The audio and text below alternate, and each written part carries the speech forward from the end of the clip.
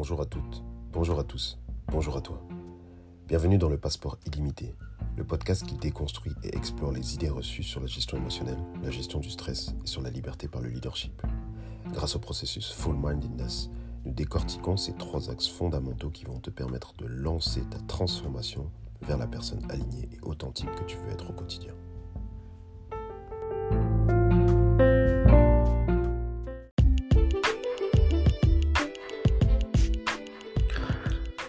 Bienvenue à toutes et tous dans l'épisode 54. Dans cet épisode, on va discuter un peu de la santé mentale et de la compréhension de l'échec par rapport à notre santé mentale. Pourquoi est-ce que très peu de personnes parlent des réelles conséquences de l'échec sur la santé ? Dans notre société moderne, l'échec il est souvent considéré comme une expérience négative à éviter. Il faut à tout prix éviter l'échec, on est configuré pour ça, et l'éducation évidemment, notamment scolaire, nous configure aussi énormément dans ça, mais pas que, l'éducation sociale aussi. Pourtant, en soi, l'échec c'est une opportunité d'apprentissage et de croissance personnelle qui est assez inouïe. Et les entrepreneurs sont très à même de comprendre ça, notamment, mais c'est vrai que c'est pas commun finalement pour tout le monde. On va essayer d'explorer un petit peu les solutions, les moyens de prévention pour surmonter tous les défis qui vont être associés justement à une situation d'échec. Alors, dans un premier temps, l'échec, il peut provoquer une variété de problèmes finalement au niveau de la santé mentale. Donc ça peut être du stress, de l'anxiété, de la dépression, ça peut être de la perte d'estime de soi, ça peut être de la rumination négative. Donc tous ces problèmes vont avoir un impact sur la qualité de vie des individus, bien sûr, mais aussi affecter leur bien-être émotionnel, physique, relationnel. Ensuite, il y a cette notion d'importance de la gestion, finalement. Comment est-ce qu'on gère notre stress, nos émotions ? Comment est-ce qu'on maintient notre équilibre pour qu'il soit le plus sain possible ? C'est crucial de pouvoir gérer toutes ces choses-là, parce que ça nous évite, sur le très long terme aussi, des problèmes de santé mentale. Donc, il y a des techniques qu'il faut utiliser qui nous permettent d'éviter de devoir affronter justement notamment un échec sans armes finalement. Donc quels sont les symptômes qu'on retrouve le plus fréquemment dans l'échec ? On va avoir du stress. Donc l'échec peut provoquer une augmentation du niveau de stress et se manifester par des symptômes, des maux de tête, des tensions musculaires, des problèmes de sommeil, des troubles de l'appétit, bon, tout un tas de petites choses. Ensuite, ça peut aussi se manifester sous forme d'anxiété. Donc l'anxiété qui va donc être la capacité à anticiper en fait donc en soi le futur et ce que ça va nous gérer à l'intérieur de nous malheureusement. Parce que l'anxiété liée à l'échec va se montrer avec de la nervosité, avec de l'inquiétude excessive, avec des difficultés de concentration, des situations de déni, d'évitement de situations, etc. Il y a cette notion de dépression dont on a parlé qui provient à la suite justement de l'échec parfois et ça peut être des épisodes dépressifs tout comme une réelle dépression et qui va amener en tout cas des sentiments de tristesse, de désespoir, des fatigues, une perte d'intérêt qui va être plus ou moins grande. Et ensuite il y a aussi cette dernière notion de perte d'estime de soi, qui peut être une conséquence de ce qu'on a dit précédemment, ou pas, mais dans tous les cas qui va nous amener à une diminution donc du sentiment d'adéquation de notre identité. On va se sentir plus inadéquat, on va se sentir plus inadéquate, on va se sentir rempli de honte, de culpabilité. Il y a d'autres causes aussi qui reviennent évidemment, et les symptômes, c'est bien sûr, mais il y a les causes. Donc les causes, ça va être évidemment la première chose, la pression. J'ai parlé de la pression sociale, j'ai parlé de l'éducation aussi. La pression sociale, c'est probablement une des causes les plus clés dans notre état mental, notre santé mentale, lorsqu'on a un échec ou en prévention d'un échec. C'est-à-dire comment est-ce qu'on envisage le fait qu'il y ait en fait 2 options. L'option A, c'est réussir. L'option 2, c'est échouer. Comment est-ce qu'on envisage l'option B qui est échouer dans ce cas-là ?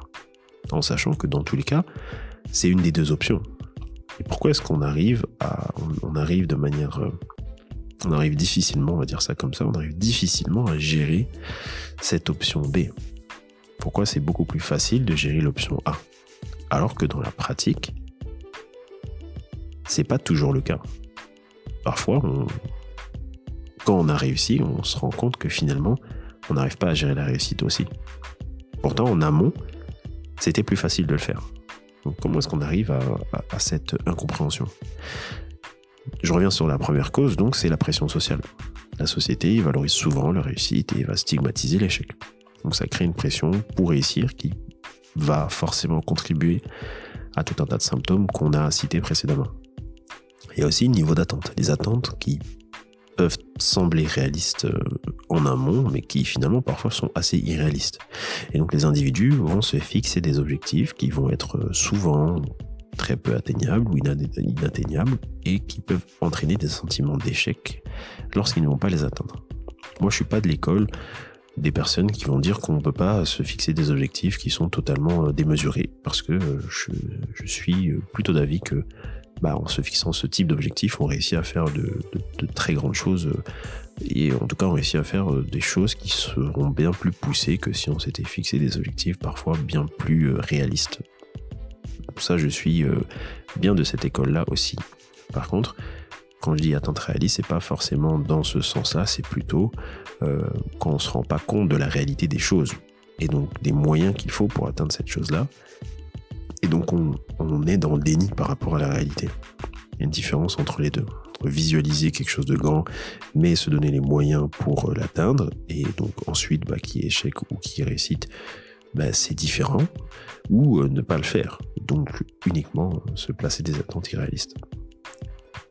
Il y a un troisième point donc, après la pression sociale, après les attentes irréalistes dans les causes, ça va être le manque de soutien émotionnel. Dans les causes de la difficulté au niveau de la santé mentale, ça va être le manque de soutien des membres autour de nous, famille, amis, collègues.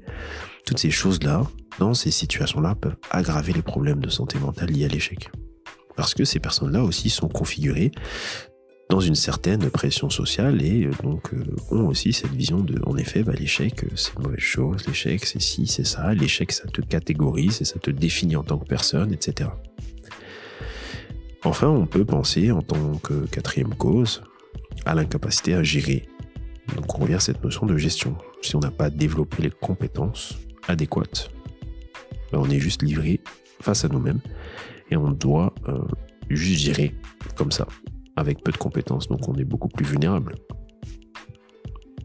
Alors les impacts donc sur la santé mentale, la santé physique, on peut les résumer finalement comme cela. On peut se rappeler que dans les impacts, on a des conséquences assez claires. On a le stress chronique, on a les troubles du sommeil par exemple, on a les troubles de l'alimentation, on a la dépression.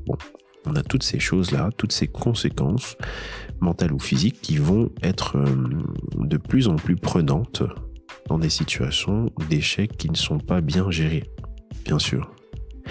Et en termes scientifiques, pour appuyer un peu le propos, il y a tout un tas d'études et de statistiques qui vont illustrer l'ampleur du problème, qui vont illustrer à quel point ça touche un grand nombre d'individus dans différents domaines de la vie. Cette difficulté en fait de gérer l'échec. Par exemple, il y a une étude qui a été réalisée par l'American Psychological Association qui a révélé que près de 50% des adultes américains avaient déclaré avoir souffert de stress lié à l'échec au cours de leur vie. Donc les Américains, on pourrait très bien s'amuser à le faire ici. Il y a une étude, par exemple de l'OMS, une enquête de l'OMS qui montre que les problèmes de santé mentale, y compris ceux liés à l'échec, ils sont en augmentation. Et c'est logique dans la vie dans laquelle on est, dans la vie avec ici les réseaux sociaux, donc l'esprit de comparaison qui continue à grandir, les nouvelles habitudes qu'on a, tous les éléments qu'on a, ça renforce encore tous ces sentiments, toutes ces émotions et toutes ces situations de bien-être ou de mal-être par rapport à la réussite ou l'échec. Donc, qu'est-ce qu'on fait ? Qu'est-ce qu'on fait encore une fois ? Quels sont les moyens de prévention ? Comment est-ce qu'on fait pour faire mieux ? Quelles sont les solutions en fait ? On peut déjà commencer par à nouveau la chose que j'aime le plus, l'attention. Comment on revient sur l'attention, la pleine conscience. Comment on revient sur des notions de présent. Il faut absolument comprendre que la plus grande difficulté dans des situations comme celle-ci, c'est la distorsion de la réalité, la distorsion de notre présent. Parce qu'on s'est projeté dans un futur qu'on avait déjà en fait défini, très souvent en pensant de manière unipolarité, donc pensant qu'il n'y a que du positif, la seule issue c'est la réussite, et qu'on se construit donc un monde sur cette chose-là, donc voilà, on a une échéance et on sait que si on réussit, ben voici le monde comment il sera, et si on échoue, ce sera plus ou moins comme ça, mais qu'on ne détaille pas réellement notre réalité, ou qu'on l'exagère. Et quand on se retrouve dans cette situation-là, la situation B, on est un peu désarmé. Et donc, à ce moment-là, ce qu'on fait, c'est qu'on n'arrive pas à rester dans le présent.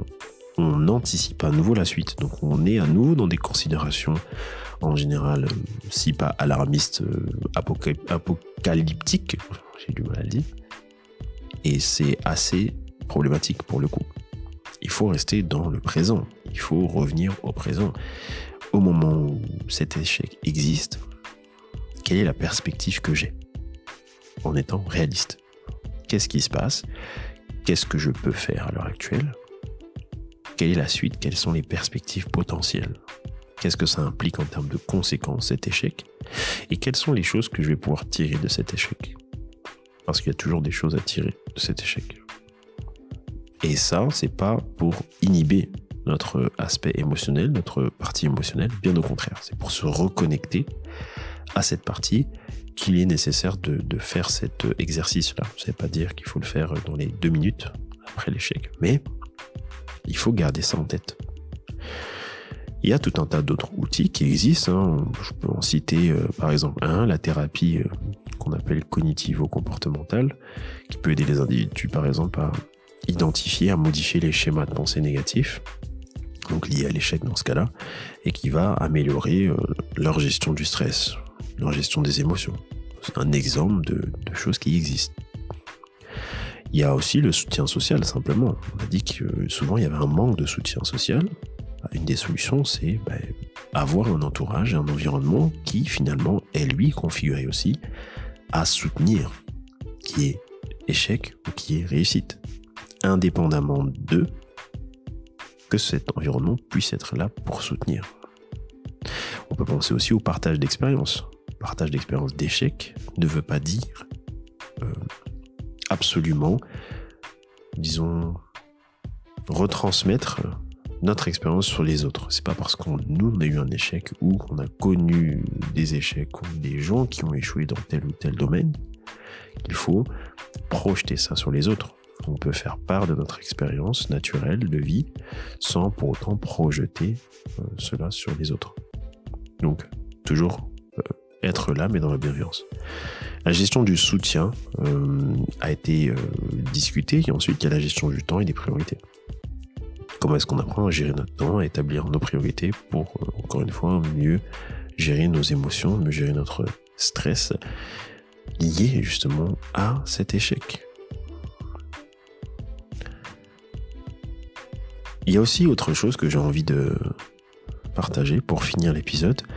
Ça va être de se rappeler qu'il y a tout un tas d'initiatives qui existent. Et il y a beaucoup de gens qui réussissent, encore une fois, des initiatives intéressantes. Il y a plein de ressources en ligne qui nous aident à gérer l'échec. Il y a plein de groupes de soutien qui sont encore parfois très tabous dans notre société, qui sont encore des choses qu'on va négliger et qu'on va un peu mettre de côté, qu'on va stigmatiser énormément, alors que finalement, qu'est-ce que ça traduit dans ces groupes, en tout cas les groupes qui sont bien construits, qui sont équilibrés?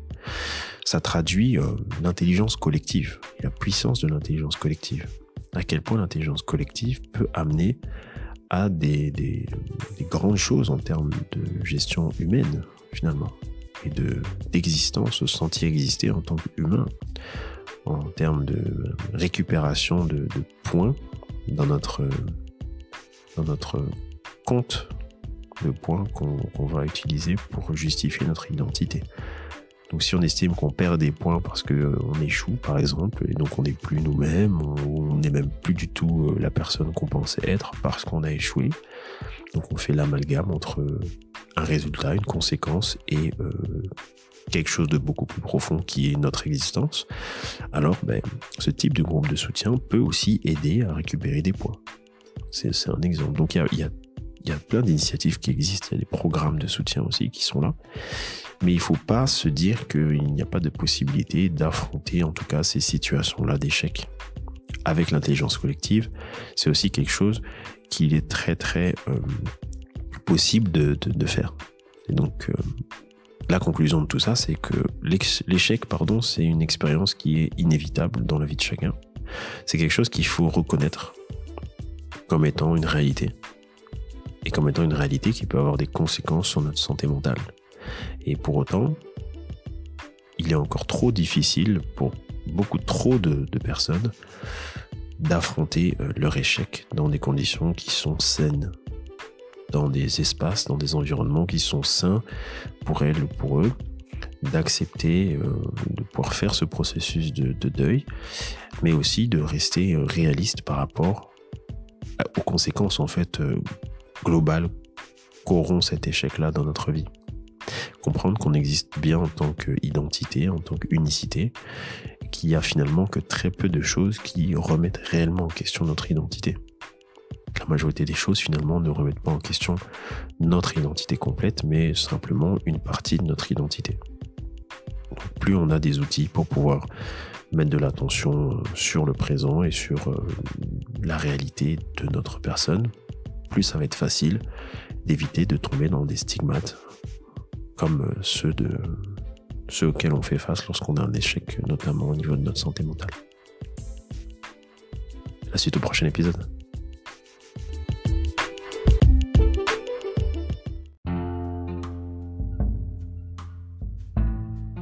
Pour nous suivre et ne rien louper de notre actualité et des services additionnels proposés, abonne-toi à @fullmindedness, FULMINDEDNES sur les réseaux sociaux. Si tu veux en savoir plus pour être accompagné, pense à réserver ton appel stratégique gratuit avec moi, avec le lien que tu peux trouver en description. Bien sûr, abonne-toi au podcast sur ta plateforme de podcast préférée en activant les notifications pour recevoir une alerte à chaque nouvel épisode.